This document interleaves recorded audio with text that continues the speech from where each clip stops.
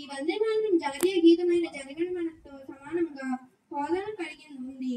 స్వాతంత్రం వచ్చిన తర్వాత ఈ గేయాన్ని నేషనల్ సాంగ్ గా ఇండియన్ గవర్నమెంట్ స్వీకరించింది. బంకిం చంద్ర చటర్జీ రచించిన సంస్కృత గీతం వందే మాతరం అహింసాయుత భారత స్వాతంత్రోద్యమంలో ప్రణాళినాదంగా ఉపయోగపడింది. సూక్ష్మంగా చెప్పాలంటే గేయం యొక్క అర్థం భారత మాతకు వందనం, తీయని నీటితో, కమ్మని పండ్లతో, చల్లని కలతో ముఖ్యం మాకు సుఖాలను కలిగిస్తూ వరా. Now, I'd like to invite Bhavani Madam. L. Bhavani Madam, please come forward.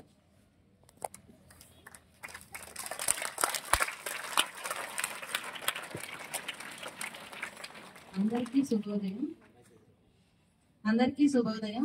ఈ రోజు మనం వందే మాతర గేయం 150 సంవత్సరాలు పూర్తి చేసుకుంటున్న సందర్భంగా మనం అందరం ఇక్కడ సమావేశమై ఒకసారి ఆ వందే మాతర గేయం యొక్క ప్రాధాన్యతను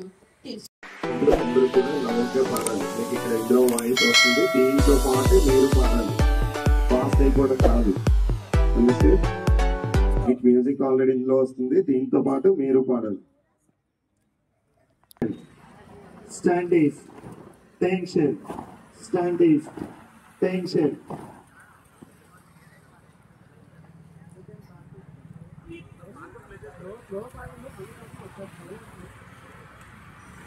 The national song.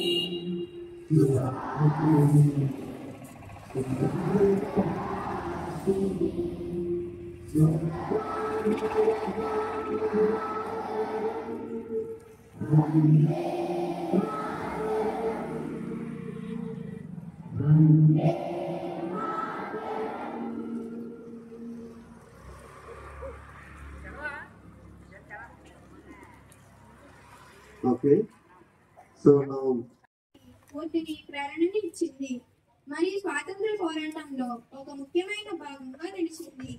అలాంటి వందే మాతరం దేశం 1875 సంవత్సరంలో